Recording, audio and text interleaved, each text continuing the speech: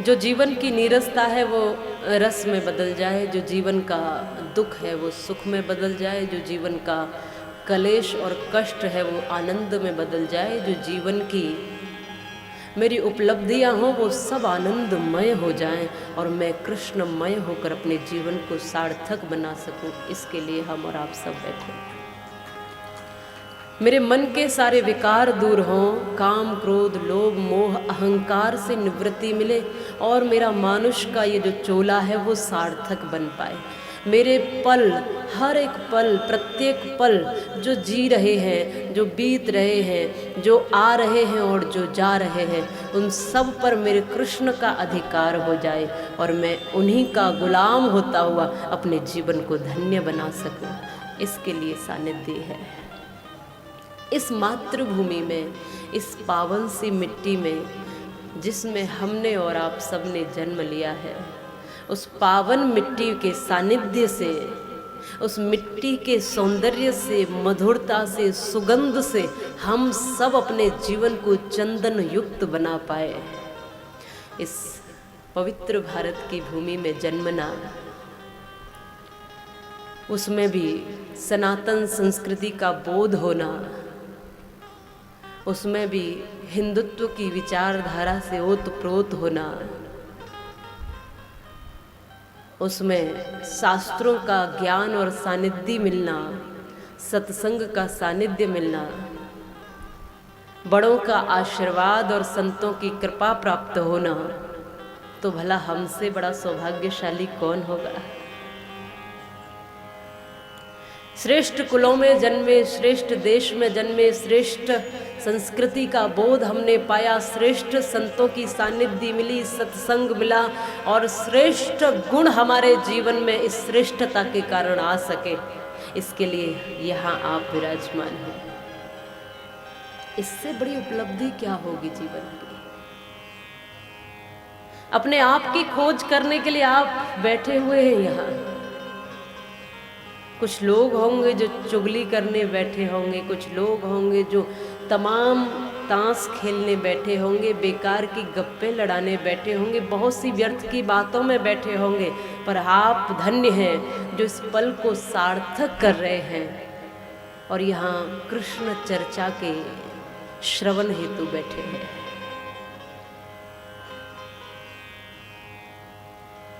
ये जानने के लिए बैठे हैं कि मेरे जीवन की सार्थकता किस में है। तुलसीदास जी ने जो कहा, बड़े भाग्य मानुष तन पावा, सुर दुर्लभ सदग्रंथ है गावा, नर तन सम नहीं कब निहु देही, जीव चराचर याचत ये है। जो संतों ने कहा, पुनर्वित्तम पुनर्मित्रम पुनर्भार्याच पुनर्महे, एतत् सर्वम पुनर्लभ्यम न शरीरम पुनः पुनः। आखिर इस मनुष्य के जीवन की विशेषता क्या है वो जानने के लिए आप यहाँ बैठे हैं। स्वामी विवेकानंद जी ने दरवाजा खटखटाया गुरुदेव के चरणों में आने के लिए। भीतर से आवाज आई, कौन? विवेकानंद जी ने कहा, यही तो समझने के लिए आया हूं कि मैं कौन हूं। भीतर से आवाज आई कि बताइए कौन है द्वार पर, परिचय दीजिए। बाहर से स्वामी विवेकानंद कहते हैं, मैं यही जानने के लिए तो आया हूं कि मैं कौन हूं। अब तक मुझे पता ही नहीं चला। बहुत सा जीवन निकला, बहुत से पल निकले, बहुत सी उम्र निकली, बहुत कुछ बटोरा, बहुत कुछ प्राप्त किया, बहुत कुछ इकट्ठा किया, लेकिन अब तक पता नहीं चला कि मैं किसके लिए कर रहा हूं, क्यों कर रहा हूं, क्यों जी रहा हूं। ये जानने के लिए हम सब यहाँ बैठे हैं कि मैं कौन हूँ।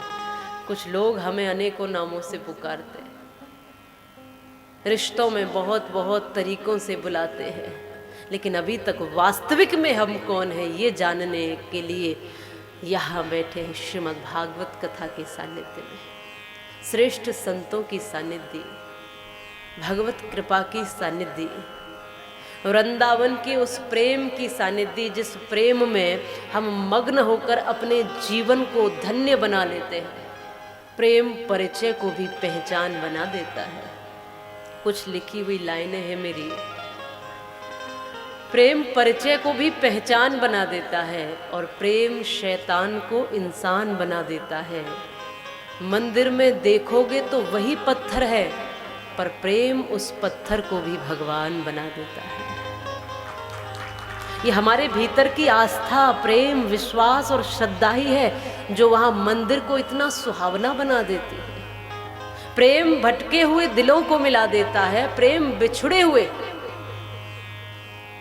हृदय को जुड़ा देता है।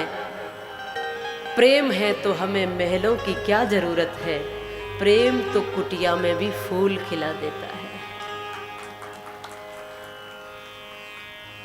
प्रेम जब अनंत हो गया तो रोम रोम संत हो गया, देवालय बन गया बदन, ये संत तो महंत हो गया। प्रेम जब अनंत हो गया, इसी प्रेम की सानिध्य पाकर के, संतों के चरणों में अपने जीवन को समर्पित करके हम श्री कृष्णमय होने के लिए यहाँ विराजे हैं। जिसके जीवन में संतत्व आ जाए वो संत की उपाधि प्राप्त करता है। जहाँ ठहराव की स्थिति आ जाए, यूं तो बड़ी चंचलता है। जो जान लिया उसको बताने की बड़ी जल्दी होती है। दो लाइनें याद करी, उसको कैसे बाहर निकाला जाए और कैसे मैं ये साबित करूं कि मैं बहुत बड़ा विद्वान हूं। क्योंकि मन में उथल पुथल होती है, अभी अधूरा है। जब पूरा हो जाता है, कभी तालाब उमड़ सकते हैं पर सागर कभी उमड़ता नहीं है। वो जितना गहरा होता है, वो जितना विशाल होता है, वो अपनी गहराई में उतने ही रत्न छुपा कर रखता है, रत्न समा कर रखता है, लेकिन कभी उमड़ता नहीं, कभी उफनता नहीं, कभी ये कहता नहीं कि मेरी गहराई इतनी है, मैं इतना गहरा, मैं इतना विशाल, मैं इतना बड़ा। बड़ो बड़ाई ना करे और बड़ो न बोले बोल, रहीमन हीरा कब कहे लाख टका है मोर। वैसे मैं ये जानती हूं कि ये दुनिया बड़ी सयानी है, जिसे देखो वही ज्ञानी है। किसी को आप कहकर देखो कि आप मूर्ख हो, वो कहेगा कि मुझसे बड़ा विद्वान कौन। दुनिया बड़ी सयानी है, जिसे देखो वही ज्ञानी है। मैंने कहा शराबी से दूर हो जाओ इस खराबी से, उसने कहा मेरी क्यों छुड़ाते हो, तुम भी तो अंगूर खाते हो, ये उन्हीं अंगूरों का तो पानी है। दुनिया बड़ी सयानी है। मैंने कहा जुआरी से, जुआ खेलने वाले, भैया दूर हो जाओ इस बीमारी से। मैं क्यों छोड़ दूं जुआ, धर्मराज युधिष्ठिर ने भी तो खेला था भैया। रीत ये पुरानी है, दुनिया बड़ी सयानी है, और जिसे देखो वही ज्ञानी है। पर जो जितना गहरा हो गया, जो जितना जिसने जान लिया, जो जितना सीख गया, वो उतना ही सागर की तरह विशाल और विराट होता चला जाता है। ज्ञान दिखाने की वस्तु नहीं है, ज्ञान पाने की वस्तु है। प्राप्त किया जाए प्रेम के साथ और सावधानी के साथ। और संत बार बार समझा रहे हैं, बार बार कह रहे हैं, इस जीवन को सावधान होकर और जागृत होकर जीना। कई बार जीवन में भ्रांतियां होंगी, कई बार जीवन में आपको लगेगा कि मैं बहुत पूर्ण हो गया, पर सावधान और संभल करके जीवन को जीना है। और सत्य ये है कि जिसको जीवन में सत्य का संग मिला है, सत्संग मिला है, संतों की सानिध्य मिली है, श्रेष्ठ विचार मिले हैं, वो जीवन की गहराइयों को जान लेता है, वो जीवन के यथार्थ को जानता है। और ये भारत भूमि तो है ही ऐसी है। यहाँ कदम कदम पर धर्म है, यज्ञ है, उत्सव है, महोत्सव है। यहाँ जुड़ने की प्रक्रिया है, मिलने की प्रक्रिया है। यहाँ अहंकार की कोई गुंजाइश नहीं है। यहाँ नम्रता है, विनम्रता है, सादगी है, समर्पण है, सेवा है, सद्भावना है। यहाँ ब्राह्मण के लिए कर्तव्य है तो क्षत्रिय के लिए भी अपना कर्म है, यहाँ वैश्य के लिए भी कर्तव्य है, यहाँ शूद्र के लिए भी अपनी कर्म की स्थिति है। और सबके साथ मिलकर जुड़ने की फिर परिभाषाएं इन शास्त्रों में दी है। इसलिए संपूर्ण समाज को, संपूर्ण धरती वसुधैव कुटुंब की भावना से ओतप्रोत है।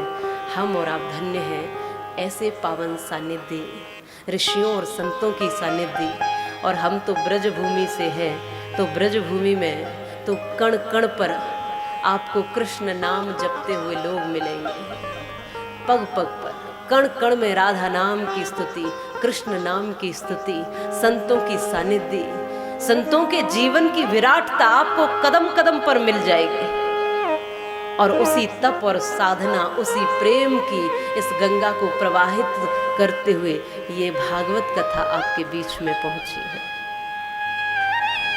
तो हम गर्व करें अपने आप पर कि हम पावन भूमि में जन्मे हैं, गर्व करें स्वयं पर कि हम श्रेष्ठ विचारों में पलते हैं, श्रेष्ठ परिवार में जन्मे हैं और श्रेष्ठ संस्कारों की संस्कृति से ओतप्रोत हम हैं, जिसमें किसी को हानि पहुंचाने की भावना नहीं है, सबसे जुड़ने की और प्रेम करने की भावना है। और कहा भी बड़ा सुंदर भाव से है, कथा तब समझ में आती है जब हृदय एकदम स्पष्ट होता है, प्रेम युक्त होता है, भीतर एकदम खाली होता है, तब कुछ इसमें डाला जाता है। इसलिए बिल्कुल एकदम मन की अवस्था को सम करते हुए प्रसन्न चित्त होकर के यहाँ विराजेंगे।